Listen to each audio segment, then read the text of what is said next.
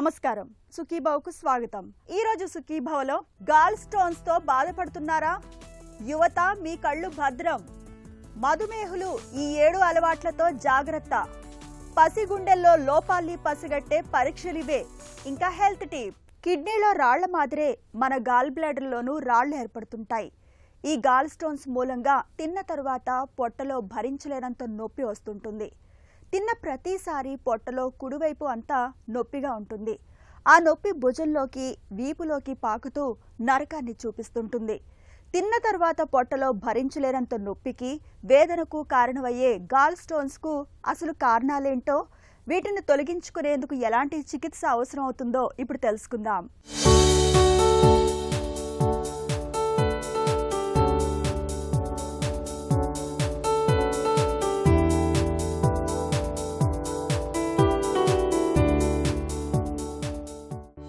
Gall stones గురించి తెలుసుకునే ముందు అసలు గాల్ బ్లాడర్ అంటే ఏంటో, దాని పనితీరు ఎలా ఉంటుందో మనం తెలుసుకుందాం.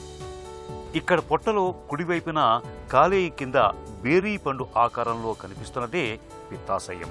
కాలేయ నుంచి వచ్చే పైత్య రసాన్ని పిత్తాశయం తనలో నిల్వ ఉంచుకుంటూ కొవ్వు పదార్థాలని జీర్ణం చేయడానికి వీలుగా అప్పుడప్పుడు పైత్య రసాన్ని విడుదల చేస్తూ ఉంటుంది.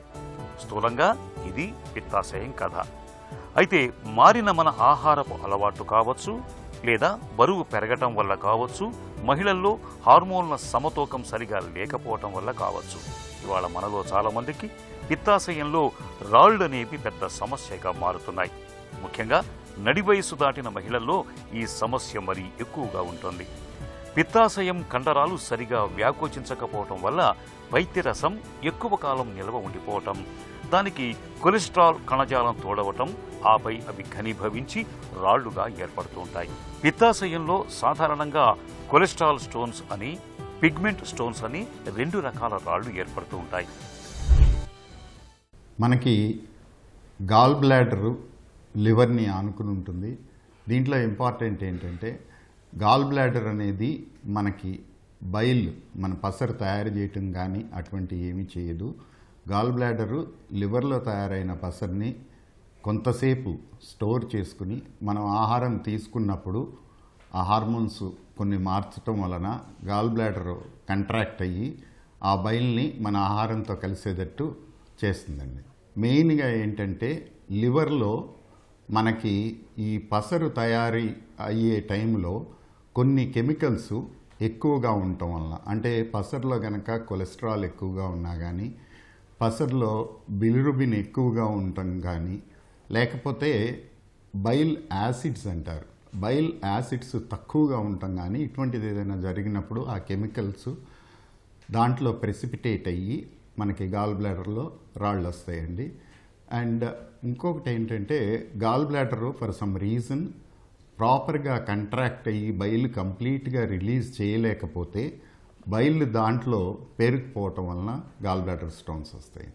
గాల్ స్టోన్స్ వలన వచ్చే కాంప్లికేషన్స్ ఈ నొప్పే కాకుండా, గాల్ స్టోన్ స్లిప్ అయ్యి మనకి పసరు పైపులో అడ్డం పట్టడం వలన సర్జికల్ జాండీస్, కామెర్లు అనేది వస్తుందండి.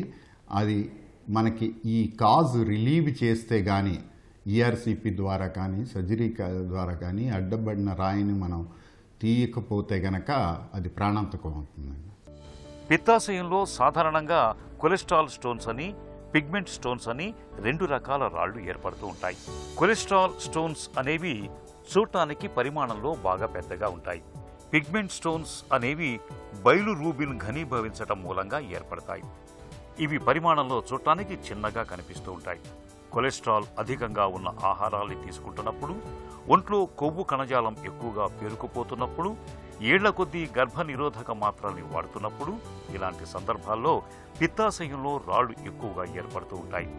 పిత్తాశయంలో రాళ్లు ఉన్నప్పుడు పొట్టలో కుడివైపు భాగంలో చాలా తరచుగా నొప్పి బాధిస్తూ ఉంటుంది.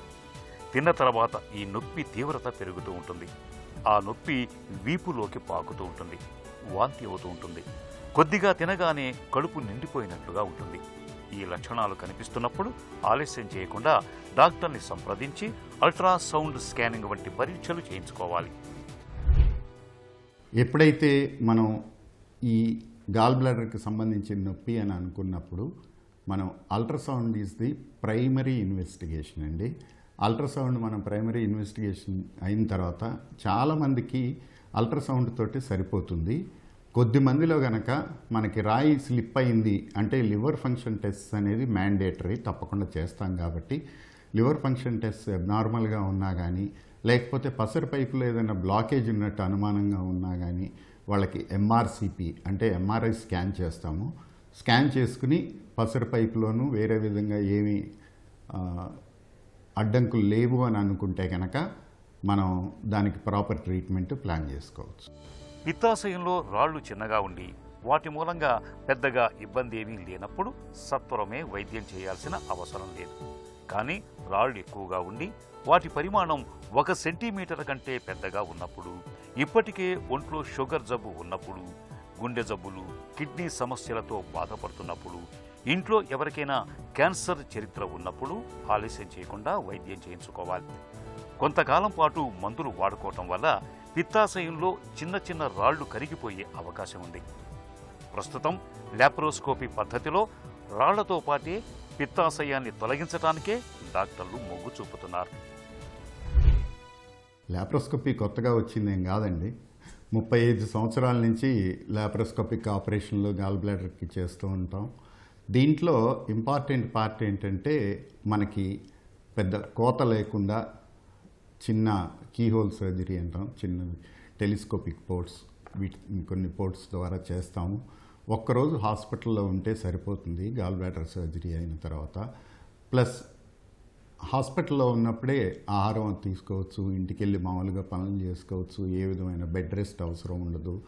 అండ్ సర్జరీ తర్వాత నొప్పి అది కూడా పెద్ద ఎక్కువగా అస్సలు ఉండదు.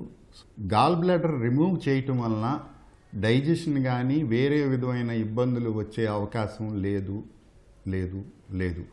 దీంట్లో యాక్చువల్గా చాలామందికి ఈ గాల్ బ్లాడర్లో స్టోన్స్ ఆల్రెడీ ఉండటం వలన దానివలన డైజెషన్లో ప్రాబ్లమ్స్ ఉంటాయి. గాల్ బ్లాడర్ తీసేసిన తర్వాత వీళ్ళందరికీ నార్మల్ డైజెషన్ ఉంటుంది. ఆ డిస్పెప్సియా సిమ్టమ్స్ ఏవైతే ఉంటాయో 90% డిస్పెప్సియా సిమ్టమ్స్ కూడా రిలీఫ్ వస్తుంది గాల్ బ్లాడర్ తీసేసిన తర్వాత. స్టోన్స్ ఏర్పడకుండా కంప్లీట్గా ప్రివెన్షన్ అనేది మనం చేయలేము, ఎందుకంటే ఇది లివర్లో జరిగే కెమికల్ డిఫెక్ట్స్ వలన ఎక్కువగా ఉంటుంది. బట్ కాకపోతే అధిక బరువు తగ్గించుకోవటం, హెల్దీ డయట్, ఫ్యాట్ తక్కువ ఉన్న డయట్ తీసుకోవటం, రెగ్యులర్ ఎక్సర్సైజెస్ ఇవి చేసుకుంటా మనం బరువు నియంత్రించుకుని ఒబెసిటీ కనుక తగ్గించుకోగలిగితే గాల్ బ్లాడర్ స్టోన్స్ వచ్చే ఛాన్సెస్ కొంతవరకు తగ్గించవచ్చు. పిత్తాశయంలో రాళ్లు ఉన్నప్పుడు కేవలం రాళ్లను తొలగిస్తే సరిపోతుంది కదా, మొత్తంగా అవయవాన్నే తొలగించటం ఎందుకనే సందేహం మనలో చాలా మందికి వస్తూ ఉంటుంది.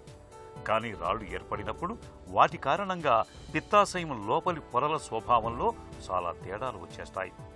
తరచూ రాళ్లు ఏర్పడడంతో పాటు క్యాన్సర్గా మారే ప్రమాదము ఉంది.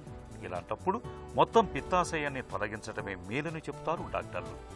పిత్తాశయాన్ని తొలగించిన తర్వాత వైద్యరసం నేరుగా పేగులోకి విడుదలవుతూ కొవ్వుల్ని జీర్ణం చేస్తుంది. కాబట్టి తినే ఆహారంలో కొవ్వు పదార్థాలని తక్కువగా తీసుకుంటే చాలు. పిత్తాశయం లేకపోయినా మనకు ఎలాంటి ఇబ్బంది ఉండదు. అసలు మొదటి నుంచే మన ఆహారంలో కొవ్వుల్ని, మాంసాహారాన్ని తక్కువగా ఉండేలా చూసుకుంటే పిత్తాశయంలో రాళ్లు ఏర్పడటం అన్న మాటే ఉండదు. ఈ రోజుల్లో యువతకు డిజిటల్ తెరలే లోకంగా మారిపోయాయి. తెల్లారి లేచింది మొదలు రాత్రి పొద్దుపోయేదాకా స్మార్ట్ ఫోన్, ల్యాప్టాప్, కంప్యూటర్ తెరలకు కళ్ళప్పగించేస్తున్నారు. గంటల తరబడి ఇలా డిజిటల్ స్క్రీన్ల మీద గడపడం మూలంగా వాటి నుంచి వెలువడే నీలికాంతి మన కళ్లకు సమస్యలను తెచ్చిపెడుతోందని హెచ్చరిస్తున్నారు డాక్టర్లు. కళ్ళు అలసిపోవడం, పొడిబారడం, కళ్లలో మంట, కళ్ల నుంచి నీరు కారడం ఇవన్నీ బ్లూ లైట్ తెచ్చిపెట్టే సమస్యలే. డిజిటల్ తెరల మూలంగా కళ్లకు ఎదురయ్యే సమస్యలు, వాటిని అధిగమించే మార్గాల గురించి ఇప్పుడు తెలుసుకుందాం. యువతలో ముఖ్యంగా కంటి సమస్యలు పెరగడానికి ముఖ్యమైన కారణం డిజిటల్ జీవన శైలి. ఈ డిజిటల్ జీవన శైలిలో మొబైల్ ఫోన్లు, ల్యాప్టాప్లు, టీవీలు ఎక్కువగా చూడడం వలన ఈ కంటి సమస్యలు అనేవి బాగా పెరుగుతున్నాయి. పని కోసమే కాకుండా ఆటలాడడానికి మరియు సినిమాలు చూడడానికి, సీరియళ్ళు చూడడానికి స్క్రీన్ టైం అనేది బాగా పెరిగిపోతుంది. దీని వలన కంటి అలసట, డ్రైనెస్ వంటి చాలా సమస్యలు పెరుగుతున్నాయి. దీనితో పాటు వెలుగులోకి వెళ్ళడం అనేది బాగా తక్కువైపోయింది. నిద్ర కూడా సరిగ్గా సరిపోవడం లేదు. ఇవన్నీ కారణాల వలన కంటి సమస్యలు బాగా పెరుగుతున్నాయి ఈ మధ్యలో. అన్నిటికన్నా prevention is better than cure అని అంటాం. కాకపోతే సాఫ్ట్వేర్లో పనిచేసే వారికి ఈ స్క్రీన్ వాడడం అనేది చేయకుండా ఉండలేరు. రోజుకి 6 గంటల నుంచి 8 గంటల వరకు, ఇంకా చాలా మంది 12 గంటల వరకు స్క్రీన్ వాడుతున్నామని చెప్తారు. ఇలాంటి వారు ప్రత్యేకంగా 20-20-20 రూల్ అనేది పాటించాలి. దీంట్లో ఏంటంటే ప్రతి 20 నిమిషాలకు 20 సెకండ్లు బ్రేక్ తీసుకోవాలి. బ్రేక్ అనగానే మనం మామూలుగా మళ్ళీ సెల్ ఫోనే తీస్తాము, అది కూడా స్క్రీన్ కిందకే వస్తుంది. సో అలా 20 నిమిషాలకి 20 సెకండ్లు 20 అడుగుల దూరంలో ఏదో ఒకటి చూస్తే కళ్ళు అనేవి బాగా రిలాక్స్ అవుతాయి. దీనితో పాటు బయట వెలుగులో కొంచెం కళ్ళను వేరే వస్తువులను చూస్తుంటే కళ్ళు కూడా బాగా రిలాక్స్ అవుతాయి. రాత్రి కూడా 7 నుంచి 8 గంటల వరకు సరిగ్గా నిద్రపోతే కంటికి రిలాక్సేషన్ అనేది బాగా దొరుకుతుంది. ముఖ్యంగా ఏం ప్రాబ్లమ్స్ ఉన్నా, ఇబ్బందులున్నా వెంటనే డాక్టర్లను సంప్రదిస్తే దానికి చికిత్స అనేది చాలా ఈజీగా అయిపోతుంది. సాధారణంగా రక్తంలో చక్కెర స్థాయిలు పెరగడానికి రోజువారీ ఆహారపు అలవాట్లే కారణమని అనుకుంటారు మనలో చాలామంది. కానీ నిజానికి నిత్య జీవితంలో తెలుసో తెలియకో ఆచరించే చిన్న చిన్న అలవాట్లే మధుమేహులకు శాపాలుగా మారుతుంటాయి. గంటల తరబడి కుర్చీలకు అతుక్కుపోవడం, వ్యాయామానికి దూరంగా ఉండడం, బ్రేక్ఫాస్ట్ ఎగ్గొట్టడం వంటి అలవాట్లతో రక్తంలో షుగర్ పెరుగుతుందని హెచ్చరిస్తున్నారు డాక్టర్లు. మధుమేహంలో షుగర్ జబ్బు అదుపు తప్పడానికి కారణమయ్యే 7 అలవాట్ల గురించి ఇప్పుడు తెలుసుకుందాం.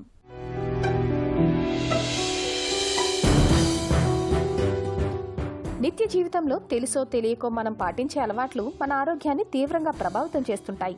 ముఖ్యంగా షుగర్ జబ్బుతో బాధపడే వాళ్ళు గ్లూకోజ్ని అదుపులో ఉంచుకునేందుకు జీవనశైలిలో తప్పనిసరిగా కొన్ని జాగ్రత్తలు తీసుకోవాలి. ముఖ్యంగా ఉదయం పూట అల్పాహారాన్ని ఎట్టి పరిస్థితుల్లోనూ దాటేయకూడదు. బ్రేక్ఫాస్ట్ని ఎగ్గొట్టే అలవాటు తక్షణ ప్రభావం చూపకపోయినా దీర్ఘకాలంగా ఇబ్బందిని తెచ్చిపెడుతుంది. అల్పాహారం తీసుకున్నప్పుడు శరీరం శక్తి కోసం నిల్వ ఉన్న గ్లూకోజ్ని విడుదల చేయాల్సి వస్తుంది. తద్వారా రక్తంలో చక్కెర వెంటనే పెరుగుతుంది. ఈ చర్య అతిగా తినడానికి కారణమై చక్కెర స్థాయిలను మరింతగా పెంచుతుంది. ఇన్సులిన్ ప్రతిస్పందనను తగ్గిస్తుంది. ఇక చాలా మంది అర్ధరాత్రైనా నిద్రపోరు. రాత్రివేళ తగినంత నిద్ర లేకపోయినా ఇన్సులిన్ నిరోధకత పెరుగుతుంది. ఆకలి హార్మోన్లు ఎక్కువగా విడుదల కావడంతో మరుసటి రోజు ఉదయం రక్తంలో చక్కెర స్థాయిలు పెరగడానికి దారితీస్తుంది. తీపి లేదా అధిక కార్బోహైడ్రేట్లతో కూడిన ఆహారం తినాలనే కోరిక పెరుగుతుంది. తద్వారా మొత్తంగా గ్లూకోజ్ నియంత్రణే అదుపు తప్పుతుంది. అలాగే ఆహార పళ్లెంలో పీచు తగినంత ఉండేలా చూసుకోవడము ముఖ్యమే. పీచు పదార్థం జీర్ణక్రియను నెమ్మదింపచేయడం ద్వారా బ్లడ్ షుగర్ను స్థిరీకరిస్తుంది. మనలో కొందరు కాఫీ ఎక్కువగా తాగేస్తుంటారు. దీని ద్వారా శరీరంలోకి వెళ్లే అధిక కెఫెన్ కార్టిసాల్ వంటి ఒత్తిడి హార్మోన్లను పెంచుతుంది. ఇది రక్తంలో చక్కెర స్థాయిలను పెంచేందుకు దోహదపడుతుంది. ఖాళీ కడుపుతో బ్లాక్ కాఫీ తాగే అలవాటు ఉన్నవారిలోనూ గ్లూకోజ్ పెరుగుతుంది. ఇక గబగబా తినడం కూడా మంచిది కాదు. వేగంగా తినడం వల్ల శరీరానికి ఇన్సులిన్ సరిగా విడుదల కావడానికి తగినంత సమయం లభించదు. ఈ అలవాటు గ్లూకోజ్ స్థాయిలు పెరగడానికి, అతిగా తినడానికి దారితీస్తాయి. నెమ్మదిగా నమలడం జీర్ణక్రియను మెరుగుపరుస్తుంది. రక్తంలో చక్కెర స్థాయిలను స్థిరంగా ఉంచేందుకు దోహదపడుతుంది. జంక్ ఫుడ్ కనిపించగానే చాలా మంది నోరు అదుపు చేసుకోలేరు. చిప్స్, చాక్లెట్స్ అంటూ తెగ తినేస్తుంటారు. రోజు చిరుతిళ్ళు, మరీ ముఖ్యంగా ప్రాసెస్ చేసిన ఫుడ్స్ తినడం వల్ల రోజంతా రక్తంలో చక్కెరను ఎక్కువగా ఉంచుతుంది. దీనివల్ల మీ శరీరం సాధారణ స్థితికి వచ్చే అవకాశం లేకపోవడంతో కాలక్రమేణా ఇది ఇన్సులిన్ నిరోధకతకు దారితీసే ప్రమాదం ఉంటుంది. అందువల్ల రోజువారీ అలవాట్లను నెమ్మదిగా మార్చుకోవడం ద్వారా రక్తంలో చక్కెర స్థాయిలను సమర్థంగా నియంత్రించుకోవడంతో పాటు ఆరోగ్యాన్ని మెరుగుపరుచుకోవచ్చు. పెద్దల్లో గుండె జబ్బు అంటేనే మనసు బరువెక్కుతుంది. అలాంటిది ఇప్పుడిప్పుడే మన లోకంలోకి అడుగుపెట్టిన పసిబిడ్డ లేత గుండెల్లో లోపాలున్నాయంటే ఆ ఆవేదనకు అంతు ఉండదు. వంశాంకురంలో తలెత్తిన గుండె జబ్బు ఆ తల్లిదండ్రులకు తీరని శోకాన్ని తెచ్చిపెడుతుంది. అయితే ఆధునిక వైద్యంలో అందుబాటులోకి వచ్చిన అత్యాధునిక పరీక్షల సాయంతో పసి హృదయాల్లోని లోపాలను ఇవాళ తేలిగ్గానే ముందే పసిగట్టొచ్చు. అంతేకాదు, బిడ్డ మన లోకంలోకి రాగానే ఏం చేయాలి, ఎలాంటి చికిత్సలు అందించాలన్నది కూడా ముందుగానే నిర్ణయించుకోవచ్చునని చెబుతున్నారు డాక్టర్లు. పుట్టుకతోటి తలెత్తే గుండె లోపాలని ముందుగానే పసిగట్టే ఆధునిక పరీక్షల గురించి డాక్టర్ని అడిగి ఇప్పుడు తెలుసుకుందాం.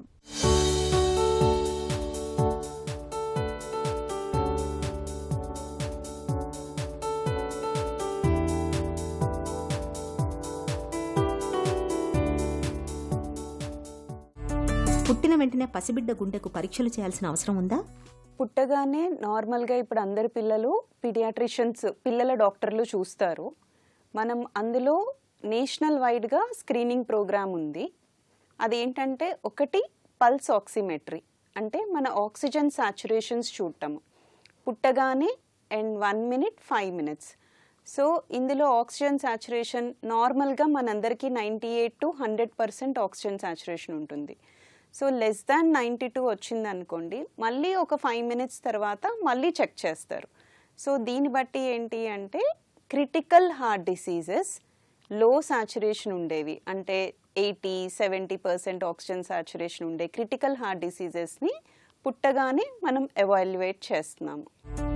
గుండె లోపం ఉన్న బిడ్డల్లో పుట్టిన వెంటనే కనిపించే హెచ్చరిక లక్షణాలు ఎలా ఉంటాయి? గుండె లోపం ఉన్న బిడ్డల్లో పుట్టగానే ఏంటంటే నీలంగా మారటం అన్నది మొదటిది, తర్వాత ఆయాస పడటము, తర్వాత చాలా బ్రీతింగ్ ప్రాబ్లమ్స్ వచ్చి ఊపిరితిత్తుల్లో నీరు రావటము అలాంటివి కూడా జరుగుతాయి. సో ఇవన్నీ పుట్టిన వెంటనే బిడ్డలకి జరిగేది. కొంతమంది బిడ్డలు ఆయాసంతో వెంటిలేటర్ మీదకి వెళ్తారు.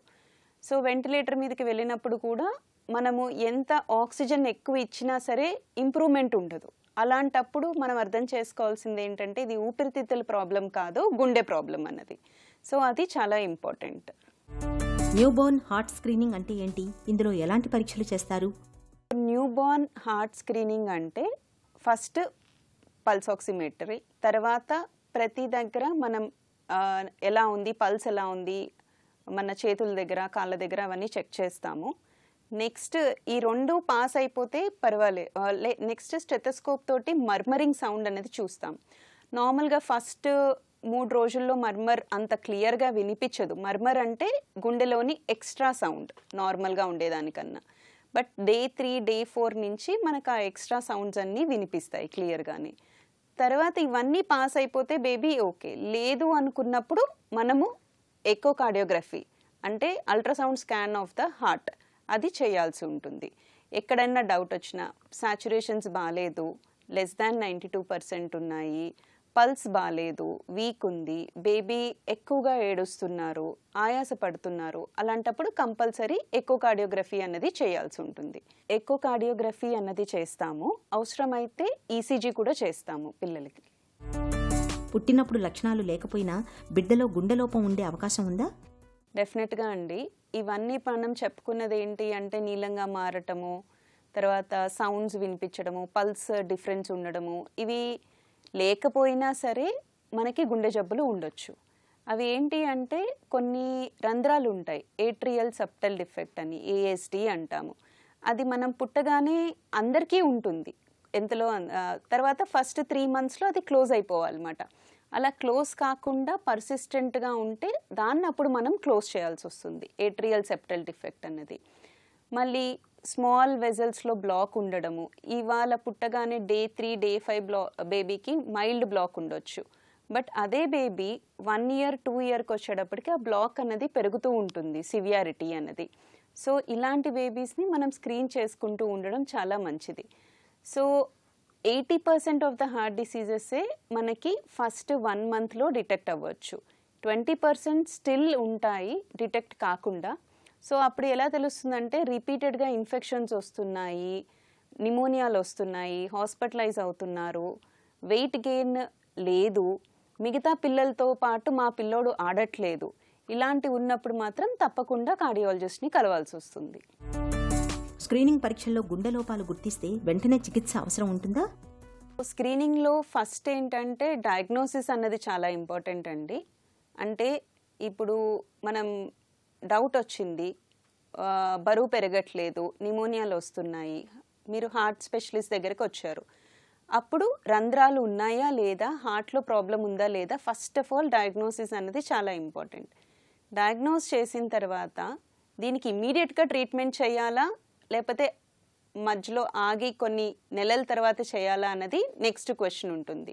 ఏట్రియల్ సెప్టల్ డిఫెక్ట్ అన్నది నార్మల్గా మనం 3 to 5 years అప్పుడు ట్రీట్మెంట్ చేస్తాము. అదే వెంట్రికులర్ సెప్టల్ డిఫెక్ట్ అంటాం, అంటే గుండెలో ఉన్న 4 గదుల్లో కింద 2 గదుల్లో రంధ్రం ఉంటాయి, దానికి మాత్రం లార్జ్ ఉంటే పెద్దగా ఉంటే మాత్రం ఇమీడియట్గా ట్రీట్మెంట్ చేయాలి. సో ట్రీట్మెంట్ టైమింగ్ అన్నది ఎటువంటి టైప్ ఆఫ్ హార్ట్ డిసీజ్ ఉంది, ఆ హోల్ ఎంత పెద్దగా ఉంది దాన్ని బట్టి డిపెండ్ అవుతుంది. చిన్న చిన్న హోల్స్కి వెంటనే ట్రీట్మెంట్ చేయాల్సిన అవసరం ఉండదు. న్యూబార్న్ హార్ట్ స్క్రీనింగ్ పై తల్లిదండ్రులకు ఎలాంటి అవగాహన అవసరం? ఇప్పుడు ముఖ్యంగా తల్లిదండ్రులకి చెప్పాల్సింది ఏంటి అంటే, ఫీడింగ్ ప్రాబ్లమ్స్ ఉన్నా, గ్రోత్లో ప్రాబ్లమ్స్ ఉన్నా, వెయిట్ గెయిన్ అవ్వట్లేదు, బ్రీతింగ్ ప్రాబ్లమ్స్ వస్తున్నాయి, నిమోనియాలు వస్తున్నాయి అన్నప్పుడు ఖచ్చితంగా ఒక హార్ట్ స్క్రీనింగ్ చేయించుకోవటం అన్నది చాలా ఇంపార్టెంట్. సో ఈ అవేర్నెస్ అన్నది ఫ్రమ్ ద బిగినింగ్ పేరెంట్స్ నుంచి ఉండాలి. సో దట్ వాళ్ళు న్యూట్రిషనల్ అండ్ ఆల్ రీహాబిలిటేషన్ ఉంటుంది. Supplementing folic acid is important pre conception, అంటే ప్రెగ్నెన్సీ రాకముందు నుంచి తీసుకోవడము. సో దట్ కంజెనిటల్ హార్ట్ డిసీజెస్ని మనము కొంతవరకు అవాయిడ్ చేయొచ్చు. సో బేసిక్గా చెప్పేది ఎక్సర్సైజ్, న్యూట్రిషన్ చాలా ఇంపార్టెంట్ అండి. దెన్ ఎవరైనా డౌట్ఫుల్ ఉన్నారు, ఫీటల్ స్కాన్స్ టీఫా చేశారు, ఎనామలీ స్కాన్ చేశారు, డౌట్ ఉంది అంటే ఫీటల్ ఎకో అనే టెస్ట్ చేయించుకోవటం చాలా ఇంపార్టెంట్. సో దట్ ముందుగానే డిటెక్ట్ చేయొచ్చు. అండ్ హార్ట్ డిసీజ్ వస్తే ఎటువంటి ప్రికాషన్స్ తీసుకోవాలి, ఎక్కడ డెలివరీ చేయాలి, అది చాలా ఇంపార్టెంట్. వెంటనే ట్రీట్మెంట్ అవసరమా లేదా, సో ఇవన్నిటికీ తెలుసుకోవడానికి ఉంటుంది. ఆధునిక వైద్యం అండగా ఇవాళ పుట్టుకతోటి తలెత్తే గుండె లోపాల్ని చాలా వరకు పిండ దశలోనే గుర్తించవచ్చు. లోపాల్ని ముందుగానే పసిగట్టడం వల్ల చికిత్స కూడా తేలికవుతుంది. సకాలంలో వైద్యం అందించే వెసులుబాటు లభిస్తుంది. దీంతో బిడ్డ భవిష్యత్ కూడా భద్రంగా ఉంటుంది. ఇక ఈరోజు కార్యక్రమాన్ని ముగించే ముందు చిన్న చిట్కా మీకోసం. ముఖంపై మొటిమల బెడద ఎక్కువగా ఉన్నప్పుడు ఆలివ్ నూనెలో ముంచిన దూదితో మొటిమలపై తరచూ మృదువుగా రాస్తూ ఉండండి.